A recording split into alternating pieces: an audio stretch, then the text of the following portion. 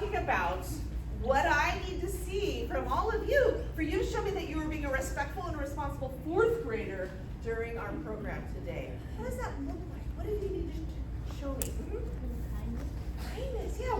We're going to be kind to each other. Some of us are going to be getting up and volunteering, so we need to be kind to our neighbors and our friends that are coming up here to the front. What else do we need to do? Respect. I like that one. What else? Don't be mean. Yeah, don't be mean. Be nice. Be nice. Now, let's talk a little more specifically about what we're going to do here. Should you be talking while someone else is talking? No. Okay, yeah, we're going to keep our voices off unless it's our turn to talk. Should you be listening to whoever is talking? Yes. Yeah. Show me what you're going to do if you want to ask or answer a question. Yeah, we're going to raise those hands. So by doing those things along with being kind and being respectful, that's going to show me that you are being a respectful and responsible fourth grader today in our assembly. Give me a thumbs up if you can agree to those things. Excellent. All right, we're ready to jump on in. Now, hold on to that thought that you guys are having about the water. We're going to get to that in a sec. I need to talk a little bit about the people or the groups that brought me here today. Because there's some organizations in Orange County that thought, hey, you know what? These fourth graders, man, they need to know about our water. Water is an important thing in Orange County. We need them to learn more about where our water comes from and how we use our water. So they have created this program. Now these partners, the first one is called the Family of Orange County Water Providers, and they do exactly what it sounds like. They provide water. The other one, the next one is called the MODOC, or MODOC. It stands for Metropolitan Water District of Orange County. I'm going to call it MODOC today. They're the organization that brought me here. They're the ones that said, hey, Inside the Outdoors, we want to go teach a program to the schools. Can you help us out? So they're why I'm here. And then your water provider, the organization that is responsible for you making sure that when you put your water bottle up to the water bottle filler here at school, water comes out. That is your city, the city of Garden Grove. So MODOC gives the water to the city of the Garden Grove, and Garden Grove makes sure that everyone in Garden Grove has water going into their pipes and coming out of their faucets. We're pretty lucky, right? We don't have to worry here at school when you turn on the faucet in the bathroom, you know water's going out. And that is because of these organizations. All right, let's see what they have for us today. All right, let's go back to that question. Let's start with, what are some ways we use water today? What's one way? We water our plants, yeah. Well, in our yards, in our houses, sometimes we have vegetable gardens, flower beds. What else do we do? We use water to cook food. We use water to cook food. Yeah, boiling pasta, making rice, all sorts of things. Soup, lots of water. Taking showers, yeah, cleaning ourselves. Some of us like showers, some of us like baths. But yeah, cleaning ourselves is the way we use water. What else? Washing our hands. Washing our hands. We do that a lot, right? We don't want the germs spreading. We all want to keep ourselves safe from getting sick, so we wash our hands a lot. What else? Using water for power. Ooh, power washing or water power, or there's a couple different ways, right? There's ways people can do it. My first thought was power washing. When you ever seen that when they get the water machine and it squirts out in a little tiny tube and cleans all the dirt off the sidewalk? But also, what are some other ways we use water for power? Colorado River has the wall, and then inside of it has the machine Yeah. to Yeah. power our home. Yeah, so a lot of times we use water to create electricity. Water flows over turbines and the turbines turn, and that makes electricity for our houses. What's another way we use water? I love it when someone brings up, we use water for fun. We go to Soap City, we go to Wild Rivers, we play with the hose and the sprinklers, we have water balloon fights. Yeah, so we like to have fun with water sometimes. What else? We use it to drink it. Yeah, we drink it, right? Would we live very long if we didn't drink water? No. They say 3 days, right? 3 days is all you can do without water, so we have to drink water. Wash our cars. We wash our cars. Yeah, not only do we like ourselves to be clean, we like our cars to be clean. We like things around our houses to be clean. We clean a lot of things. Ooh, dishes. Is it anybody's job here to wash the dishes at home? Sometimes. Do you use lots of water doing that? Yeah. Yeah, so that's another big water user is washing those dishes. All right, last one right here. What's one more? Washing the clothes. Washing our clothes. Yeah, another thing we like to have clean. All right, so lots of different ways we use water. Now, 100 years ago, did they use water in all of those same ways? No. They didn't have advanced technology. They didn't have what? Advanced technology. Yeah, they didn't have advanced technology. Probably not using water turbines, right? Or maybe they didn't have cars to wash way, way, way back then. But did they still use water? Yes. Yeah. What are some of the ways they used water 100 years ago? They washed it by hand. Yeah, they would. Clothes by hand. Yeah, they'd wash their clothes by hand. No washing machines, right? They'd go and scrub it. That little board thing. Yeah. What's another thing? Oh well. Ooh, they had to get water. Yeah, they didn't have sinks. They couldn't just go turn on the water and turn on the sink and have water come out. But they had to go get the water. Hold on, we're going to talk about that in just a second. What's one more thing? Yeah, they also had to keep themselves clean too, so they had to wash. Yeah, did they have animals that they had to get water for? Yeah. Yeah, they didn't have grocery stores, as many grocery stores as 100 years ago, so they had to grow their own food with water. They also had to have their own animals, like chickens to get eggs or cows to get milk, so they had to give water to their animals as well. They use water for fabric. Ooh, possibly especially dyeing fabrics. So when they wanted to make the fabric, sometimes they like to make it pretty colors, so they would use water and plant materials to dye it. All right, put your hands down right now because we could spend the whole hour talking about the ways they use water, but we would miss all of the other good stuff. So we kind of have a pretty good picture now of how we use water comparing to how they used water 100 years ago. We're going to go even a little farther back to before 1850. So these are the people who lived in California before California was a state. Because when I gave my intro to you earlier, I talked about I bring science to the classroom, but here in 4th grade, we're doing history today. We are going to talk about my favorite subject in the whole world, which is California history. As a 4th grader, you're going to learn about California history today. So today's like a preview. We are going to walk through California's history and learn why people moved to California and maybe how they got the water they needed. But before we get into that, let's talk about who lived here before 1850. Our first group here, we have the California Native Indians. Now, when they were the prominent group that lived here, they lived in small little villages. And those villages would be right next to the water. So when they needed to get some water, they would take their basket and just walk a few feet and be able to fill up their basket and take it back to the fire. They were very close to the water. But other people started moving to California. This next group here, this is the Spanish missionaries. They came here because they wanted to explore California and build missions for their people to live in. So as they traveled to California and built missions, they would build these little missions are kind of like tiny villages. And because there were more people in these villages, they couldn't always be right next to the water. They had to be a little farther away, so sometimes they had to walk to those water and carry water back, but it took a little bit more work. Our third group, which is the one we're going to focus on right now, that's the rancheros. This is one of my favorite time periods in California. This is when people came to California to raise cows and cattle because they learned they could get rich by raising cattle. California had huge areas of land that people could raise hundreds and thousands of cows on, and they could sell those cows for their skin to make leather because people needed leather for clothing, and they would sell the cows for the meat because people liked to eat beef. So this rancho period was a huge growth period when lots of people moved there to have these ranchos. We're going to see how that worked out with the water by doing a little skit. So I would need a volunteer from this side of the room and a volunteer from this side of the room. I saw your hand up and I saw your hand up first. All right, come on up here with me.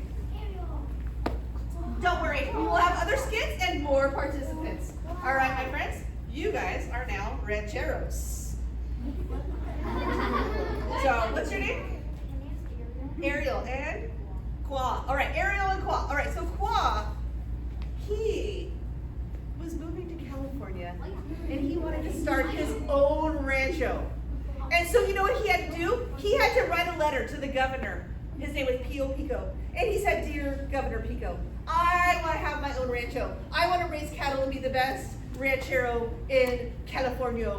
Can you give me a land grant? And Governor Pico was like, sure, here's your land grant. In fact, I have the best piece of land for you that has a huge lake right in the middle of it. So come out here and hang out at your lake here. We got lakeside living. Now, Ariel, she actually came over to work on Qua's Rancho. She wanted to learn more about the business. So she joined Qua learning about the mission, about the rancho, and learning how to raise the cattle. And you know what? She got really good at it. So good that she was like, I could be better than Qua at this.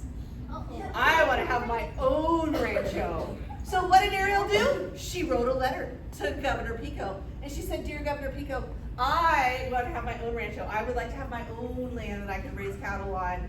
Can I please have a land grant? And Pico, now he was like, oh, land's getting tight. I've handed out a lot of it. But you know what, Ariel?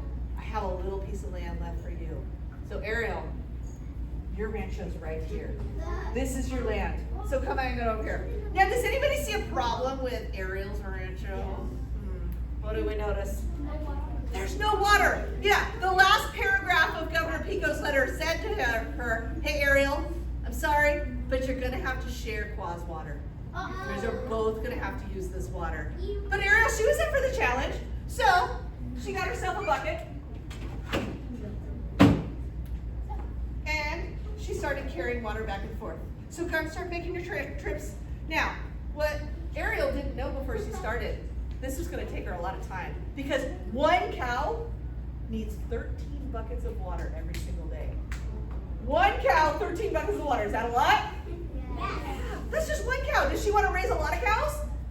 Yeah, remember, more cows, more money. So she wants to have lots of cows. Is this going to be possible for her to get water for all her cows every single day? No. Is she going to have time to get water to plant her vegetable garden or wash herself or wash her clothes? This is a problem. We need to find a better way. So, we need to find a way, instead of Ariel going to the water and bringing it back, we need to figure out a way for the water to get to the buckets. How are we going to do that? You want to try digging? All right, come up here and help. All right, I only got one shovel, so we got one. It's all right, so start over here. Start digging. Start digging. Yeah, you just pretend. Keep digging. You got it. So he's digging. Ariel's getting thirsty. She's like, my cows need water. And he did such a good job that eventually we built a very curly stream of water called, you ready? This is called an aqueduct. Everyone say aqueduct. Aqueduct. So an aqueduct is a trench built for water to travel. So now Ariel does not need to keep walking back and forth. She can just wait for the water to flow to her. And Qua still doesn't have enough water. There's plenty of water over here. They both have enough water and they both don't need to travel. Aqueducts are how we get water to travel from one place to the other here in California. All right, give our volunteers a little round of applause. All right. Okay, you have a seat. So, friends, I need voices up. That is our first aqueduct in California. Do you think we had to build other aqueducts? Yeah. That's what we're going to do today. We are going to study what happens in California to see why we had to build aqueducts and where we built those aqueducts. We have to really think about it. We have to kind of use our science engineer brains and figure out which aqueducts in California were built first, second, and third. So, moving right along, these are the three aqueducts that we have here in California. The closest one to me down here, this is called the Colorado River Aqueduct. And oops, it takes water from the Colorado River, like you were talking about. So the Colorado River starts way over here. It travels through Colorado, through Utah, Arizona, Nevada, right into California. So here we take it out of the river and we send it in an aqueduct in Orange County in Southern California. That's one of them. The other one, the next one is the LA Aqueduct, the Los Angeles Aqueduct. It actually takes water from this place up here called the Owens Lake Valley. Owens Lake was a really, really big lake. And then we bring it all the way down here to Southern California. The third one up here, this is something called the California Water Project. And this is called the California Aqueduct. And it brings water all the way up here from in the Bay Area. So this is San Francisco, Sacramento, if any of you have been up here. And it brings it all the way down the state to us here in Southern California. But these three aqueducts, they were not built at the same time. One was built first, one was second, and one was third. We're going to learn more about these aqueducts, and it's going to be your job to figure out which one was built first, second, and third. You want to learn a little more about these? All right, let's take a look. California Aqueduct stretches 444 miles from the Sacramento River Delta to Southern California. And in its journey, it has to go uphill 1,926 feet. That's a big steep hill. Colorado River Aqueduct, it's closer. It's only 242 miles from the Colorado River to Riverside County. And it goes up 3 different places. It goes up 144 feet, 438 feet, and 441. So kind of like steps, right? Boop, boop, boop. And our third one, the Los Angeles Aqueduct, 200 miles away. Remember I mentioned, started at Owens Lake. And does it go up or down? Down. It goes down 3,201 feet. So these are going to help us figure out, as we go through history, which one we think was built at what time.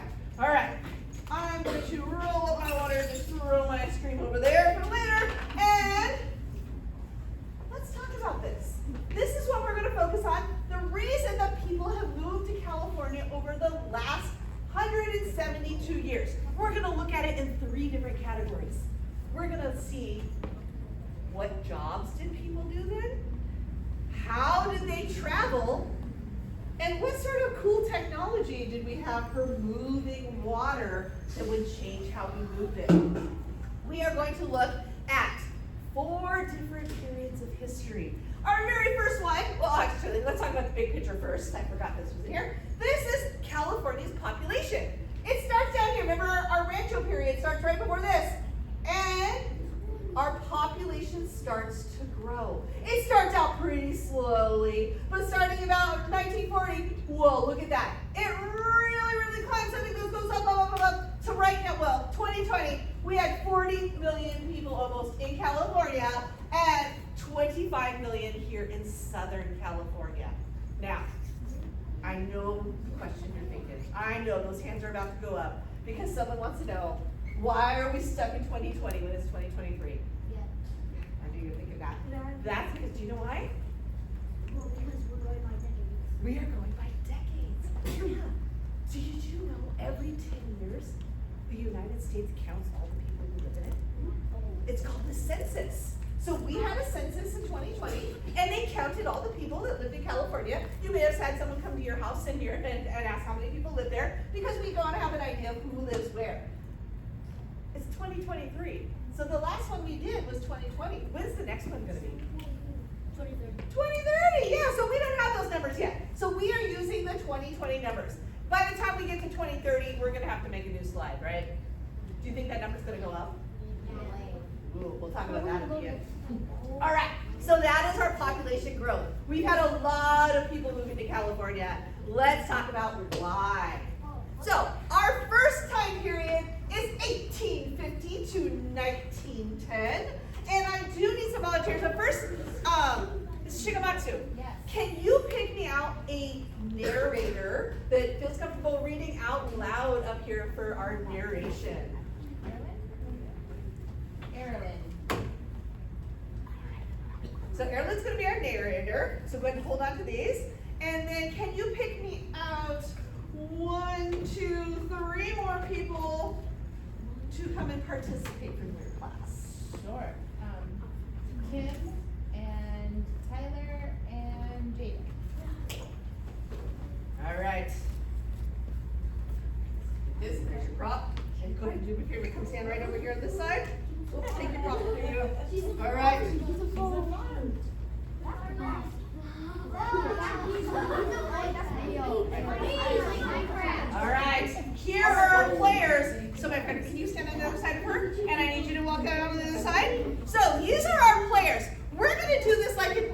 old-timey play. These actors, they're not going to say any words. They are going to act out what our narrator is saying. Don't worry, I'll give you some cues. I'll help you out. As your part is introduced, my friends, what you're going to do is you're going to act it out and join us here on this side of the stage. So, let's start over here. Let's make sure we are on the right. Yeah, let's start with that smile. There we go. All right, let's listen to our first act of our play. Before the railroad, most people traveled to California by wagon or a sailing ship. It took months and could be a dangerous journey. The Transcontinental Railroad was built in 1869, and now someone could travel to California in just 3 days. All right, my train conductor, come on over. Show us, drive your train on over. Come on over, drive your train over. We have trains. So, oh no, stay there. So just my train conductor. So, trains were the first thing to change travel. Before we had trains, people had to either walk or take a wagon. That meant these giant wagons, and they had to have cows pull their wagons. And do you think it took a long time? Yeah. Yeah, do you think it was hard? Yeah, it was so hard. Sometimes they'd get to somewhere like Utah, the wagon would break down. The cow would be like, no, I'm not going any farther. They'd see giant mountains in front of them, and they'd be like, well, I guess we live in Utah now, because it is too much farther to get there. So it was a really hard journey, but trains made it easier. So trains allowed people to travel to California much easier. All right, let's see what else happened in this time period. The gold rush brought in people from all over the United States in hopes of finding gold and getting rich. What?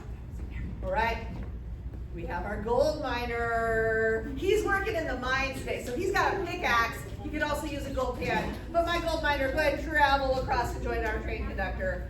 He's looking to get rich. Lots of people moved to California. They wanted to make money. They were going to find their gold. They could get rich. All right, what happens next? Lots of open farmland and great soil brought farmers to California. Yeah, so we have our first farmer. And our farmers moved because our train employees needed food, our gold miners needed food, and all the other people that were moving to California needed that food. And farmers got to California and they were like, this is good dirt. This grows good vegetables. Excellent. So our last little bit, we need to know about our technology. So what happens in technology right now? The gravity-powered aqueduct was required to move water long distances. Okay, so gravity is the only way we can move water at that point. So we have the information. We know what happened in that time period. Well, there's our gold rush, there's our train.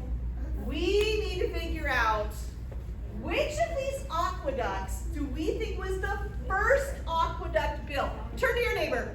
30 seconds, talk to your neighbor. What do you think? What do you think is the first one that was built?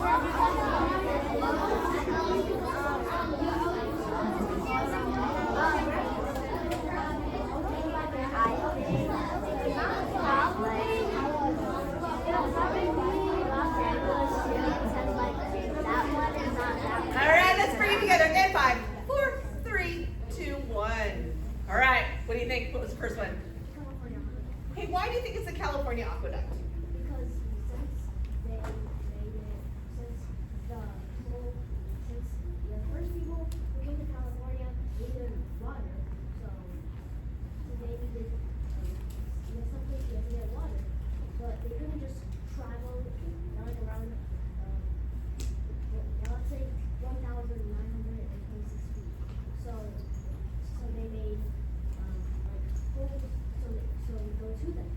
Oh, interesting. Okay, so you're thinking, yeah, they couldn't travel this far, so they built this. All right, so does somebody have another idea that's maybe a different one? So we have one idea, one vote for California Aqueduct. Any other ideas? What do you think? The Los Angeles aqueduct because it uses gravity instead of like mechanics. Oh, interesting. Okay, yeah. It's the shortest.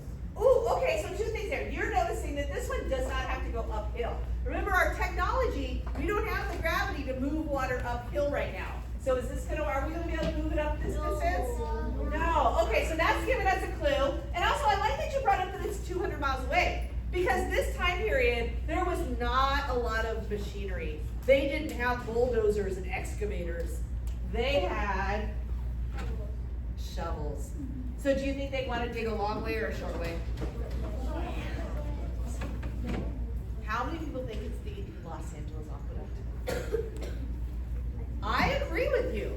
It is the Los Angeles Aqueduct, and let me tell you a fun little story about the Los Angeles Aqueduct. So, this one was built by the state of California, but it was because of a man named Mr. Mulholland. Now, Mr. Mulholland, he wanted to get rich, but he didn't want to waste his time in the gold mines. So you know what he did? He went and found a lake and he bought it. He went exploring and he found this place called the Owens Valley. And in the Owens Valley was the biggest lake he had ever seen in California. And he was like, I'm gonna buy this lake. So he went to all the people around the lake that own land. And he said, can I buy your land? Can I buy your land? Can I buy your land? And they were like, what? Why do you want to buy our land? There's not much out here. Oh, okay. So we bought all their land because he knew people were gonna need water. So as soon as the state of California was like, guys, I don't know if we have enough water for everyone living here in Los Angeles, Mr. Mulholland was like, I got a lake. I can sell it to you. And he sold that lake, and he convinced California to build this aqueduct to bring the water from the Owens Lake Valley to Southern California. Now, does anyone ever think they've seen this before? No. Has anyone ever driven up towards Magic Mountain? Up the 5? Well, if you're ever in a car with your parents and driving up there, you actually can see this on the side of the road. It's right on the side of the freeway. And in fact, when a lot of us adults in the room were little kids, there was a famous TV show that was an episode on. But you were all too young to remember that. So that is our first aqueduct. Now, my friends, I'd like you to go ahead and, my narrator, you can have a seat, but my friends, go ahead and, I'd like you to stand up here so we can have a big picture of California. So hang out there, and it is time for us to move into our next time period. So now we're at 1910 to 1940. Things are changing in California. More people are moving there, and we need to know why. So, let's have starts with an M. Ms. Mayhew, can you pick, let's see, I need 1, 2, first I need a narrator that feels comfortable reading out loud, and then I need 1, 2, 3 volunteers, plus narrator. Narrator. Eric, Jeff, and start with Slant. All right, my new actors are going to join me. You can sit on this side, and my other actors are joining me over here. So, big surprise. All right. I'm going to hold this till children not done yet. I didn't.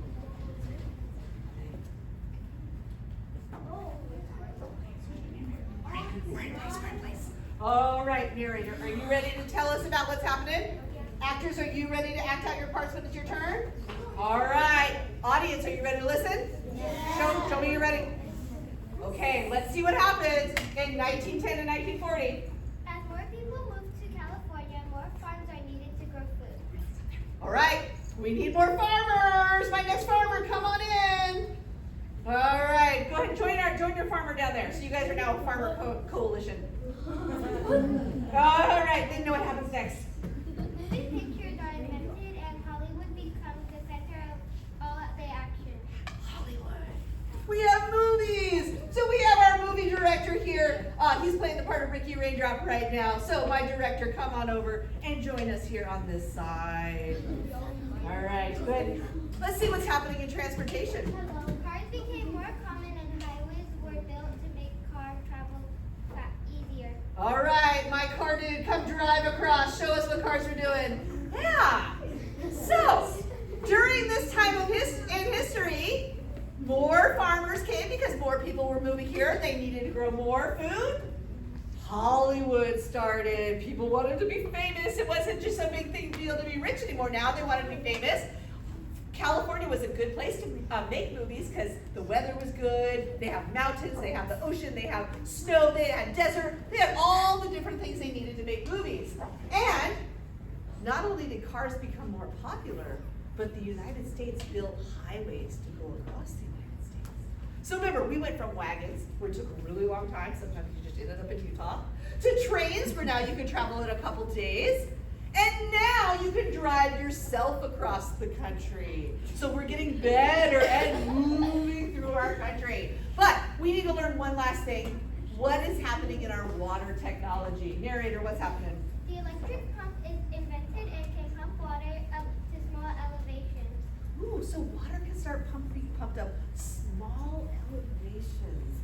Interesting. All right, thank you, my narrator. Go ahead and have a seat. So, going back to our, so here's our growth. So remember, we started here 1850, 1910, our first group here. This is our population. We've grown quite a bit. We're at 6 million in California, almost, let's say, 3.5 million in Southern California. Survey says. All right. What do you think is our second? Talk to your neighbor. 30 seconds, talk to your neighbor. My friends up here, talk to each other. Talk to each other. What do you think is next?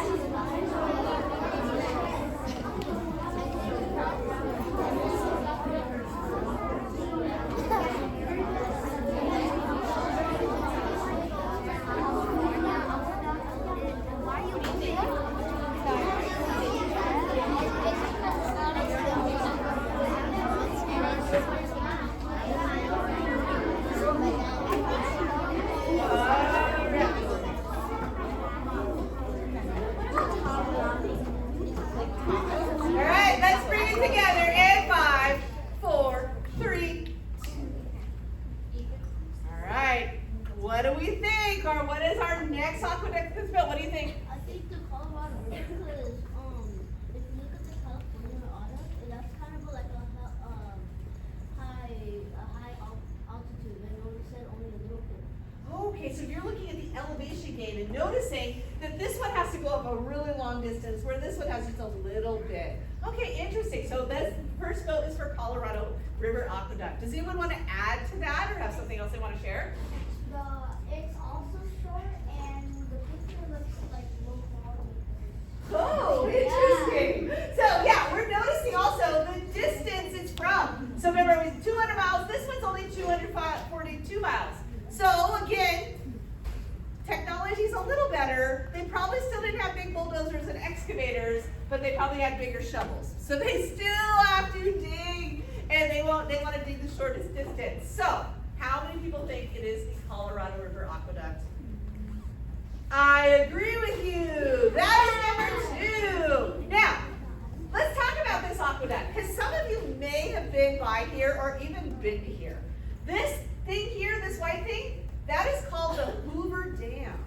And the Hoover Dam was put in to save water, because we need to save all the water that's in that Colorado River to only let out a little bit at a time as California needs it. So as we need water, they release the water through these little gates here. It flows down the river and flows all the way to Southern California. That means behind this dam, it's making a lake. This is a really big lake called Lake Mead, and it's in Nevada. Some of you may have been there or driven by it on your way to a place a lot of us have been. Anyone been to Las Vegas? Yeah. Yeah. So Lake Mead is right by Las Vegas. It's out there in the desert. You can actually visit Hoover Dam, and did you know you could drive your car across here? It's huge. It's massive. So that is number 2. That is our second aqueduct. Now, I know you're smart 4th graders. You know which is the last one. Right, we know. But we want to know why they had to build this one? Should we do our last play? Yeah, let's see what's happening. So, Shigemasa, can you pick me another narrator?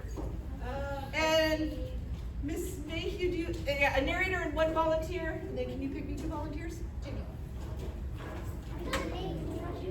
remember use your big voice. Level 3, level 4 voice. All right, friends, you want to stand up really quick and stretch? Oh, that's a good idea. Stretch and stretch. Get your wheels out. Shake it out, shake it out. Shake it down in the middle. Shake it. Okay. All right. Just grab one wrist. Maybe one farmer. The other wrist.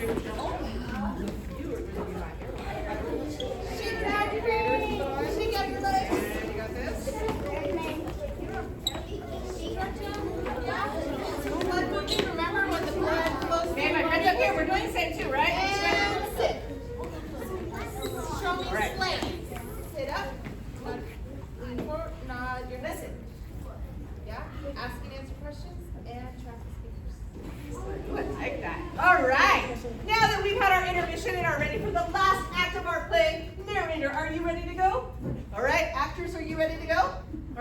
going to help out play a little part of this as well. So, narrator, go ahead and read us our first card. Farmers in California start growing food for the rest of the country.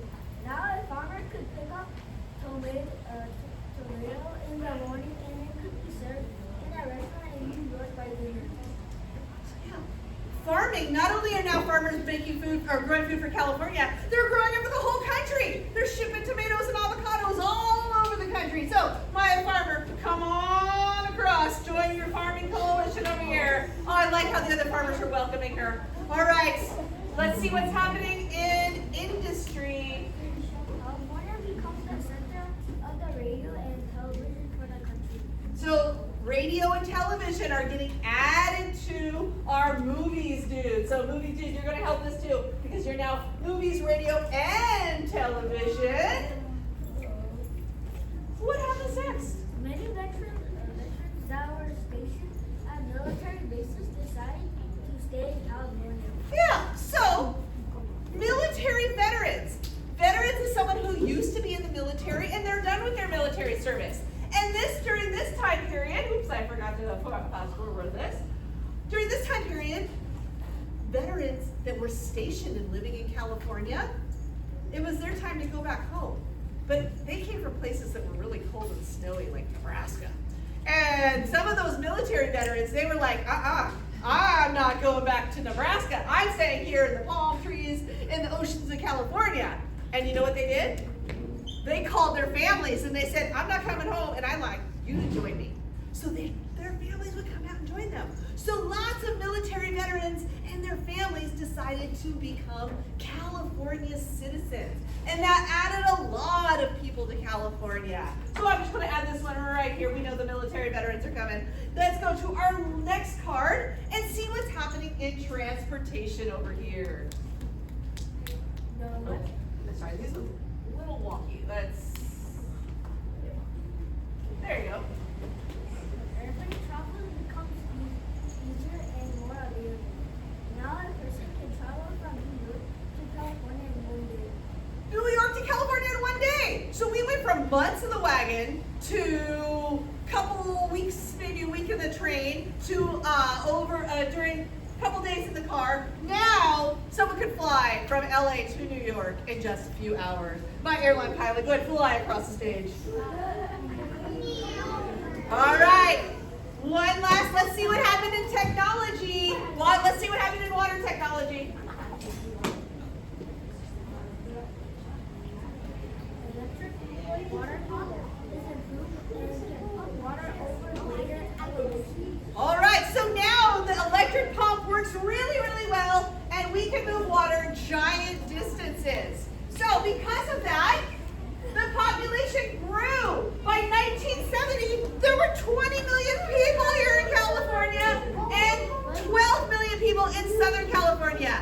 That's a lot of people. And we had to, there's our pilot, we had to build, oops, I forgot, let's go back there. Let me go back to, we had to build our last aqueduct, the California Aqueduct, where we were getting water from up here in the Sacramento River Delta and moving it all the way down the state.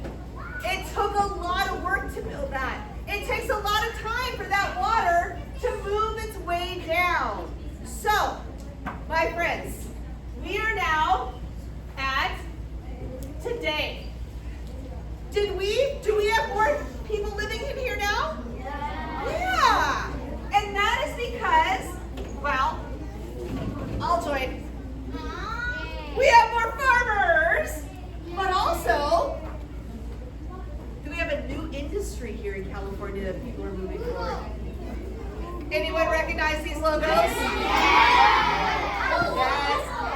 Everyone loves the Google and the Apple. Now, technology is a reason why people move to California now. California is the center of technology. More people. I'm not sure why. I think it's because a lot of these businesses started here in California. Apple started in a garage up in Silicon Valley. So they started the companies here, and that's how we became the center of technology. But, my friends, I think we have a problem because we don't have any more aqueducts we can build. We're already using all of the water that we can take from other places. There's no new water source for us to build an aqueduct to. So as we get more people living in Southern California, how can we protect our water resources and use our water wisely? So how are we going to save enough water so everyone in California has the water that they need? What do you think? What's your idea? Use less water. Okay, we can use less water. What does that look like? What does it look like if we're using less water? How are we going to do this? Ooh, quicker showers. Yes, taking at least a minute off your shower, cutting a little time off, saves lots of water. What's another way? Oh, yes, the famous turn the faucet off. Either if you're washing your teeth, washing your hands, sometimes even showering, you don't need the water running while you're scrubbing, right? Get your hands wet, get the soap, turn the water off, scrub, scrub, scrub, turn the water back on and rinse. You can even do that with shampooing your hair. So we can save water by turning it off while we don't need it. What's another way?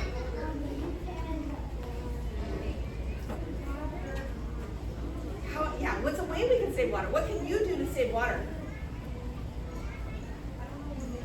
Think about it for a second. I'll come back to you, okay? What's the way you're going to save water?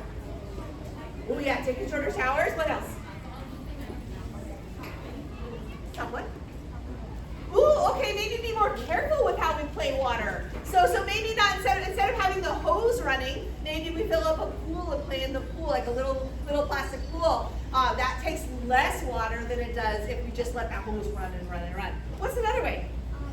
Don't buy clothing from the because it takes a lot of water to make it happen. Yes, I like this one. I don't hear this one much, but yeah, your clothing that you're wearing, that took a lot of water to make those clothes.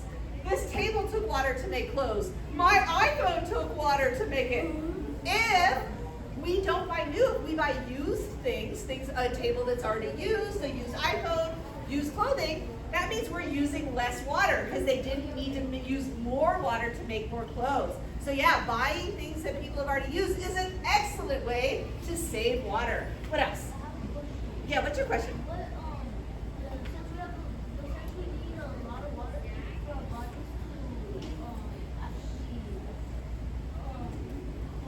Yeah.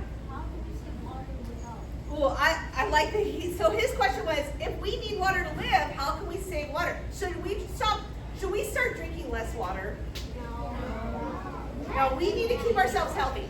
We need to drink all the water we need. So drinking less water is probably not the safest way for us to save water. We need to keep drinking that water, but we can save it other ways. Oh, but related to that, does anybody do the same thing I do? So my friends over here, listen up too. I see who else is in my club.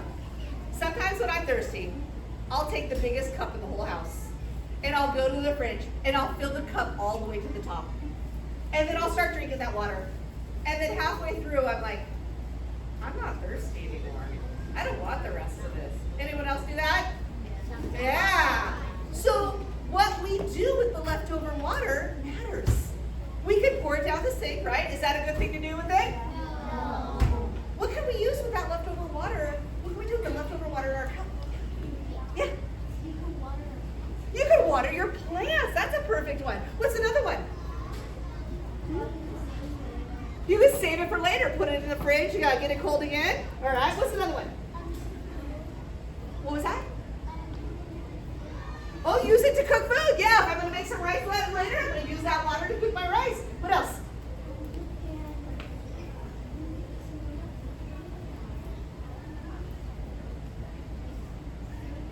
Okay, so save it for later. Yeah. What else? Oh, broth for soup or cooking. Yeah. What else?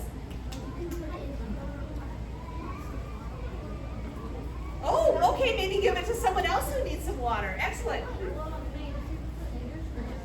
Yeah, save it for later. Could you pour it in like your dog's water bowl? Yeah, share water with your dog. Yeah. Ooh, yeah, tea for later. All right, last one right here. Oh, save it for the next day for school. I like these ideas. These are all really, really great ideas on how we can save water. And if we all start doing these little things to save water, that's going to mean we have enough water for everyone living in California and more people to join us here. So, my friends, first of all, let's give a round of applause to our actors up here. Give a round of applause to yourselves for being an excellent audience. My friends up here, I would like you to go and just lay your props on here and have a seat back in the audience. And my friends that are sitting down, I want to say thank you to every single one in this room for being such a good audience today and participating and coming up with so many amazing ways so for us to save water and also learning about this aqueducts. Hopefully this year you're going to learn a little bit more about California history and you'll remember some of these things that we learned about and why people moved to this state that we all live in today. What I need from all of you now, stay seated. Keep your listening ears on and listen to your teacher for your next